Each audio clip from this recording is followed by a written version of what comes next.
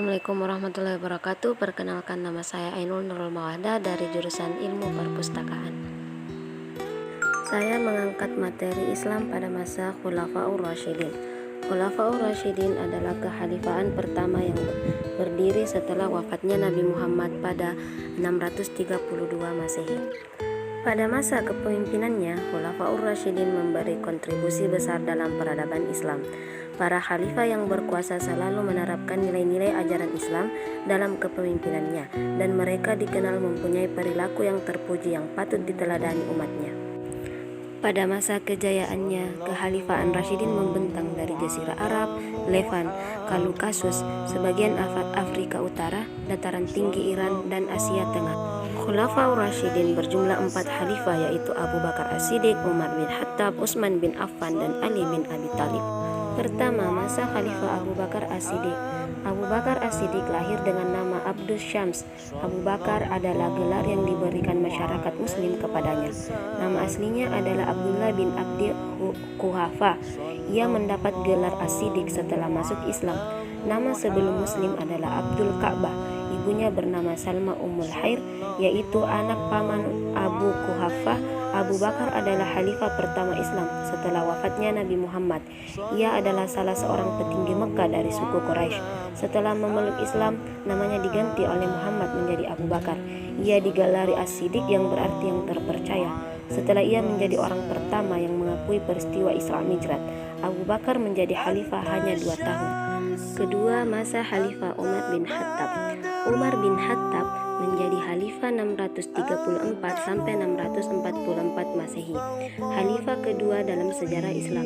Pengangkatan Umar bukan berdasarkan konsensus tetapi berdasarkan surat wasiat yang ditinggalkan oleh Abu Bakar.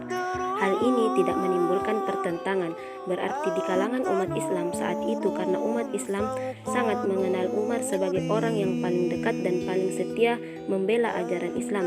Hanya segelintir kaum yang kelak menjadi golongan Syiah yang tetap berpendapat bahwa seharusnya Ali yang menjadi khalifah.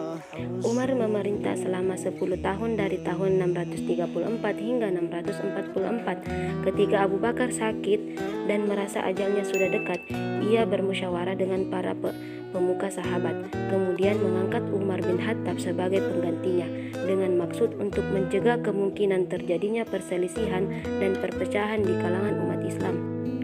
Ketiga, masa Khalifah Utsman bin Affan. Utsman, dia yakin bahwa pemberontakan terjadi karena keteledoran mereka.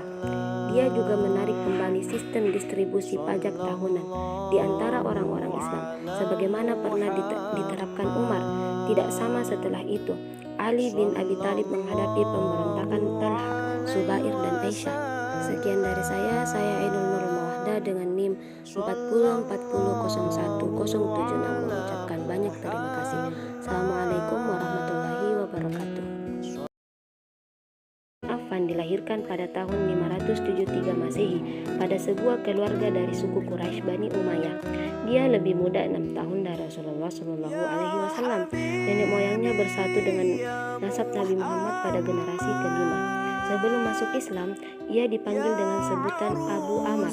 Ia bergelar Zun Nurain karena menikahi 2 putri Nabi. Dia menjadi khalifah pada saat 644 Masehi sampai 655 Masehi. Dia khalifah ketiga dalam sejarah Islam. Umar bin Khattab tidak dapat memutuskan bagaimana cara terbaik menentukan khalifah penggantinya. Segera setelah peristiwa penikahan dirinya oleh Fairuz, seorang majusi Persia, Umar mempertimbangkan untuk tidak memilih pengganti sebagaimana dilakukan Rasulullah. Namun, Umar juga berpikir untuk meninggalkan wasiat seperti dilakukan Abu Bakar. Sebagai jalan keluar, Umar menunjuk 6 orang sahabat sebagaimana dewan formatur yang bertugas memilih khalifah baru.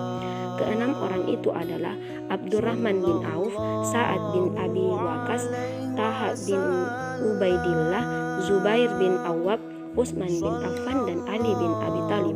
Pada masa pemerintahan Utsman, Armenia, Tunisia, Cyprus, Rhodes, dan bagian yang tersisa dari Persia, Transoksania, dan Tubaristan berhasil direbut. Pemerintahan Utsman berlangsung selama 12 tahun. Pada paruh terakhir masa kekhalifaannya, Muncul perasaan tidak puas dan kecewa di kalangan umat Islam terhadapnya. Kepemimpinan Utsman memang sangat berbeda dengan kepemimpinan Umar. Ini karena fitnah dan hasutan dari Abdullah bin Sabah al-Yamani, salah seorang Yahudi yang berpura-pura masuk Islam. Pada tahun 35 Hijriah atau 1655 Masehi, Utsman dibunuh oleh kaum pemberontak yang terdiri dari orang-orang yang berhasil dihasut oleh Abdullah bin Sabah itu.